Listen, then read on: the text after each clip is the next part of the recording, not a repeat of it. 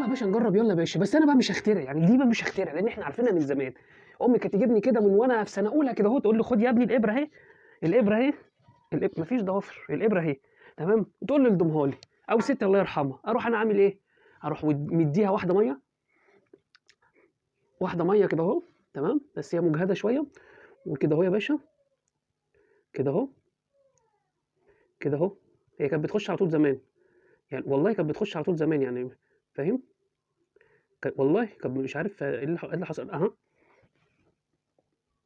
نقطع اول حته دي عشان تلاقيها مؤذيه.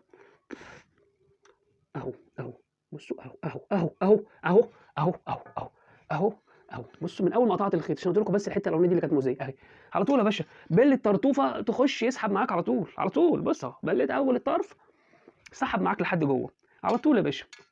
انما تفضل بقى تجيب لي بلاستيكات ونقطع ونعمل، لا، في اصول يا عم الحاج الشغلانه. بقول لك ده من سنه اولى، تقول لي يا ابني خد الضمال، اروح انا لضمت، خد يا امي، خلص الكلام. لا يا ابن عم، دي اصول بلدنا، دي حاجات احنا طلعنا عليها وتربينا عليها. لما تقول لي بلاستيك، لا، احنا بقى تجاربنا احنا دي بقى، اتعلموا مننا بقى. بقل الطرطوفه، بقل الطرطوفه. يلا، مش بلح.